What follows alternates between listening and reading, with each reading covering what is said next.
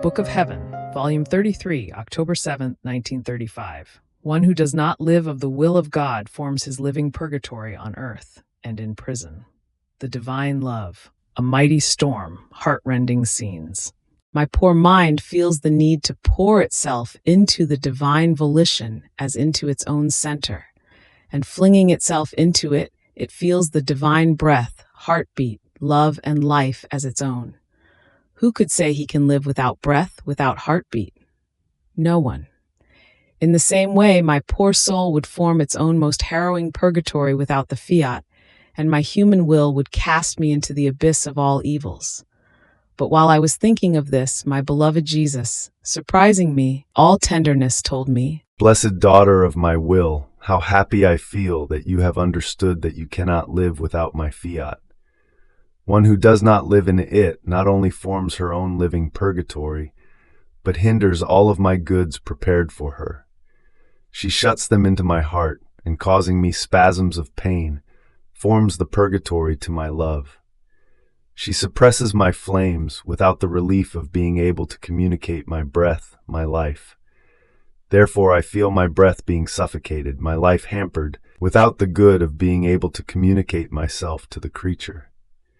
Now you must know that there is nothing I did which does not have as my primary purpose that of making her live of my will. The creation serves precisely for this, making the creature live of my will. And because she does not, she suffocates this life of mine in the created things. My very coming upon earth was the life of my will that I came to give her. Even more, you must know that as soon as the soul decides that she wants to live in my will, my most holy humanity takes its place in her. My blood, like pouring rain, pours upon her. My pains, like impregnable wall, surround her, fortify her, embellish her in such an admirable way as to captivate this divine will of mine to live in her. My very death forms the continuous resurrection of the soul to live in it.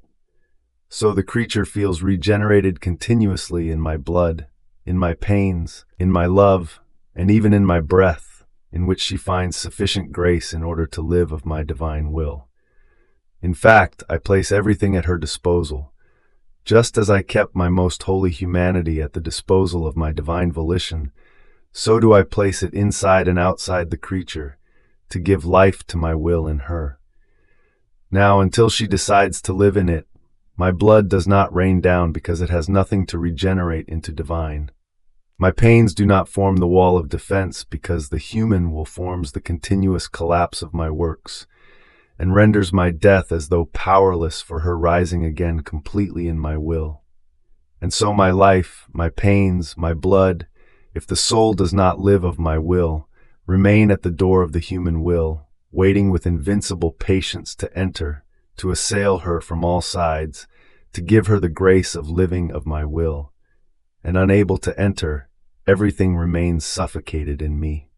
My blood, my pains, my life, and oh, how I suffer in seeing that she gives me no freedom to give her the good I want. My love tortures me, my pains, my wounds, my blood, my works, like many pitying voices, tell me constantly, "This creature hinders us, she renders us useless and as though lifeless for her, because she does not want to live of divine will." My daughter, how painful it is to want to do good, being capable of doing it and not doing it. After this, I continued my abandonment in the divine volition, which transported me outside of myself. And oh, how horrifying it was to look at the earth. I would have wanted to withdraw into myself so as not to see anything.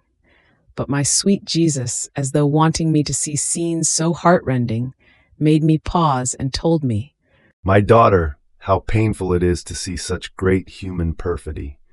One nation deceiving another, and both dragging each other's poor peoples into torment and into fire. Poor children of mine. You must know that the storm will be so strong that it will happen as when a mighty wind transports rocks, soil, and trees with its force, in such a way as to leave the area totally emptied, so much so that new plants can more easily be placed there. In the same way, this storm will serve to purify the peoples and to make the serene day of peace and of fraternal union arise. You pray that everything may serve for my glory, for the triumph of my will, and for the good of all. Fiat.